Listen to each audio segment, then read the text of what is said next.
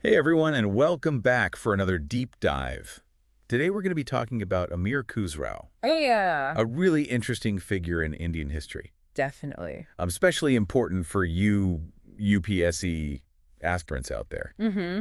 and someone who's been in the news a lot lately. Yeah, with Kia Modi even mentioning the Jahani Khusrau Festival recently. Yeah, exactly. It's a good time to get into him. We're going to do a deep dive on Khusrau, but not just like the surface level stuff that you'll see in a textbook or quick Google search. Like, you need to know more than just the dates and the basic facts, right? Exactly. We're going to look at the stuff that's going to help you actually understand his impact on Indian culture. And help you write those amazing essays. Exactly. So where should we start? I mean, the guy led a pretty incredible life. I think the best place to start is always the beginning. Okay, so back to the 13th century. Yep, 1253 to be exact. That's when Khusrau was born. And his family background is super interesting. Oh yeah, his father was a Turkic immigrant. Right, fleeing the Mongol invasions. And his mother was an Indian Muslim. Exactly. So right from the start, you see this blend of cultures. That fusion is key to understanding Khusrau and his work. Absolutely. And it's like a microcosm of the Ganga Jamuni Tehzeeb. That mixing of Hindu and Muslim traditions that was so strong in parts of India. Exactly. So this multicultural upbringing must have had a big influence on him. Oh, for sure. And you see it play out throughout his life. Like how? Well, think about this. He becomes a court poet at just 20 years old. 20? That's incredibly young. And not just any court poet. He ends up serving 5 different Delhi Sultans. Talk about adaptability. It's more than just adapting, though, isn't it? You're right. It seems like he had this knack for navigating different worlds. He did. And you have to understand that in those days, praise poetry was a big deal. It wasn't just about pretty words. No, it was about power and legitimacy for the rulers. So Khusrau was playing a high-stakes game. Absolutely. His talent and his skill with words. Helped him thrive in that world. He was walking a tightrope, but he did it with style. I'm already seeing a pattern here. Blending cultures, navigating different worlds. Yeah. Khusrau was like a cultural bridge, even from a young age. That's a great observation. But it gets even more interesting when you consider that he wasn't just a poet. Oh, yeah. This guy was a true multi-hyphenate. Musician, composer, scholar. Centuries before that was even a thing. So we're talking about someone who was incredibly talented in multiple fields. Exactly. But what kind of impact did this have? Was it mostly within the royal court? Well, he was definitely a star in the court. Or did his work reach a wider audience? Oh, it definitely went beyond the court. Also. Remember, he was deeply embedded in that Ganga Jamuni Tehzeeb we talked about. Right. And we see it reflected in his writing. Give us an example. Well, there's this one quote where he praises the intellectual depth of Brahmins, Okay. comparing them favorably even to Rumi. Wow, that's quite a statement. It's not just empty flattery. So he was acknowledging the intellectual traditions of both cultures. Absolutely. He had a deep understanding and respect for both. That really adds another layer to this image of him as a bridge between cultures. Right. And I bet that bridge building extended to his musical innovations, too. Oh, definitely. That's where things get really interesting. We'll have to save that for next time. Yeah, but trust me, it's worth the wait. I'm sure it is. But for now, let's just say that Khusrau's legacy is much bigger than just his poetry. Much bigger. And that's something we'll explore in more detail in our next deep dive. I can't wait. Me neither. Yeah, it's really fascinating when you think about it. What's that? Khusrau embodies that Ganga Jamuni Tehzeeb that we keep talking about. Right. It wasn't just a theoretical thing for him. No, not at all. He wasn't just writing about cultural harmony. He was living it. Exactly. You know, it's one thing to write about tolerance and understanding, but it's another thing entirely to actually live those values. Especially in a time when cultural tensions were probably pretty high. Oh, for sure. And that's what makes his work resonate so strongly, even centuries later. Yeah, it's a reminder that cultural exchange can really enrich our lives. And our perspectives. Absolutely. So, speaking of enriching, Yeah. I'd love to dig deeper into his musical contributions. Oh, yeah. Let's do it. We touch upon the Khayal form and his possible influence on the sitar and tabla. But what else can you tell us about his impact on Indian classical music? Well, you're right. His musical legacy is huge, and it's definitely something that could come up in the UPSC. Oh, for sure. So besides Khayal, think about the ragas he composed.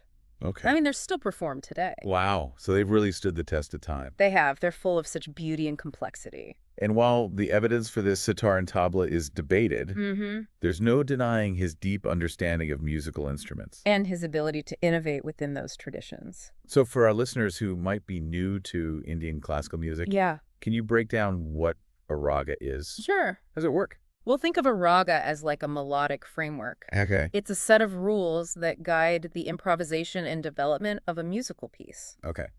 Each raga has a specific set of notes and a distinct emotional character. Oh, interesting. They can evoke feelings of joy, sorrow, peace, longing. So it's not just about the notes themselves. No, it's about the emotions they convey. That's fascinating. And Khusrau's mastery of ragas is evident in his compositions. Which are full of intricate melodies and emotional depth. Exactly. It sounds incredibly complex. It is. But I'm starting to understand why Khusrau is considered such a pivotal figure in Indian music. He pushed the boundaries of what was possible. And his influence goes beyond the classical realm, right? That's right. You mentioned Qawwalis earlier. Yes. Qawwali is a form of Sufi devotional music. Okay. And Khusrau played a big role in its development. Interesting. His Qawwalis are known for their poetic beauty, their spiritual depth, and their rhythmic energy.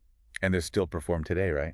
Oh, yeah, in Sufi shrines and even in Bollywood films. Wow. So his reach extends from the classical to the popular. And from the sacred to the secular. That's quite range. He was a versatile artist. So we've established that Khusrau was a musical genius. Oh, yeah. But what about his poetry? Oh, his poetry is just as amazing. Can you give us a taste of what it was like? Well, imagine a medieval Indian poet capturing the complexities of human emotion with a blend of Persian and Hindavi, the precursor to Hindi and Urdu. Wow. So he was pushing boundaries not only in music, but also in language. Exactly. I'm sensing a pattern here. What's that? Khusrau was constantly innovating and bridging divides. Yes. It's like this Nizamuddin wasn't just a concept for him.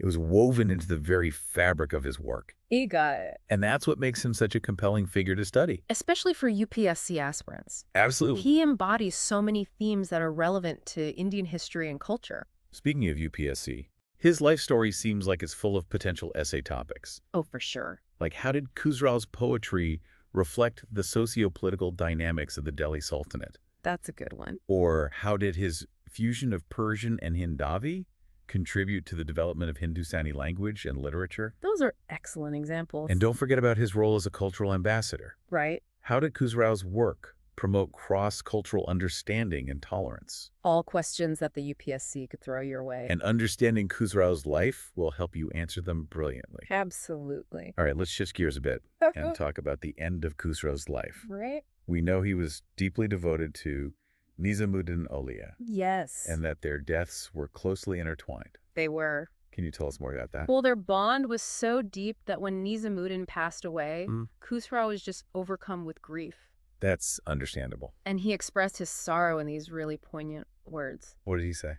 He said, "Beauty sleeps on the bed, her hair across her face. Come, Khusrau, let's go home. Night has set over this place." That's beautiful, but also incredibly sad. It is, and it's believed that Khusrau died just 6 months later. Really? Heartbroken by the loss of his spiritual mentor. That's incredibly moving. It really speaks to the depth of their relationship. And the profound impact they had on each other's lives. Absolutely. It also reminds us that even great lives eventually come to an end. That's true. But the legacy of their work can live on for centuries. And in Khusrau's case, that legacy is undeniable. Absolutely. We've discussed his contributions to music, language, literature. And the promotion of cultural understanding. And his story is far from over. We still have one final piece to uncover. Okay. The relevance of Khusrau's life and work in today's world. That's the big question. Okay, so we've explored this incredible life, but what does it all mean for us today? Right. That's the key question. Especially for our listeners who are prepping for the UPSC. How does Khusrau's story connect to modern India? Well, that's a question the UPSC loves to ask. They do. The relevance of historical figures in contemporary times. Yeah. You know, Khusrau, with his mixed heritage and his ability to bridge cultural divides, he's such a powerful symbol for a country as diverse as India. It's like he's a walking, talking example of unity and diversity. Exactly. That concept that's so central to India's identity. Absolutely. And in a world that often feels so polarized. Yeah. Khusrau's example of embracing different cultures and finding common ground feels more relevant than ever. It really does. He can be a source of inspiration, for promoting harmony and understanding. In our own communities. Exactly. And for our UPSC folks out there. Yes. This connection between Khusrau and modern India is the gold mine for essay questions. It is. Think about it. Like, imagine tackling a prompt. Like, okay. How can the legacy of Amir Khusrau inform India's approach to cultural diplomacy in the 21st century? That's a great one. Or how about this one? How did his fusion of Persian and Hindavi contribute to the development of Hindustani language and literature? Those are fantastic examples. And we can't forget about the ongoing debate about language in India. Right. Khusrau's story offers this really unique historical perspective on language evolution and the complexities of linguistic identity. For sure. I mean, this is why deep dives like this are so crucial for the UPSC. Absolutely. It's not just about memorizing names and dates. No. It's about understanding the nuances and connecting the dots between history and contemporary issues. Yeah. Khusrau is the perfect example of how the past can illuminate the present. Couldn't agree more. And, beyond the exam, understanding figures like Khusrau helps us become more informed citizens. Oh, definitely. More capable of engaging in thoughtful discussions about culture identity and the challenges facing our society. For sure. So to wrap up, what's the one key takeaway you want our listeners to remember about Amir Khusrau? Well, I think it's important to remember that Khusrau was more than just a poet or a musician. Okay. Or even a Sufi disciple. He was a cultural bridge, a symbol of unity and diversity. And his legacy continues to inspire us centuries later.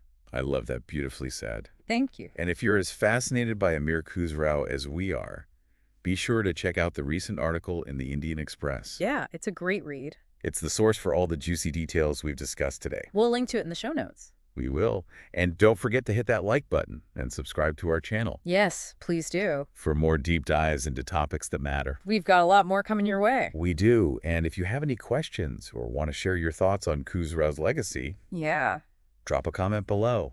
We love hearing from you. We do. Until next time, keep exploring. Keep learning. And keep those brains buzzing.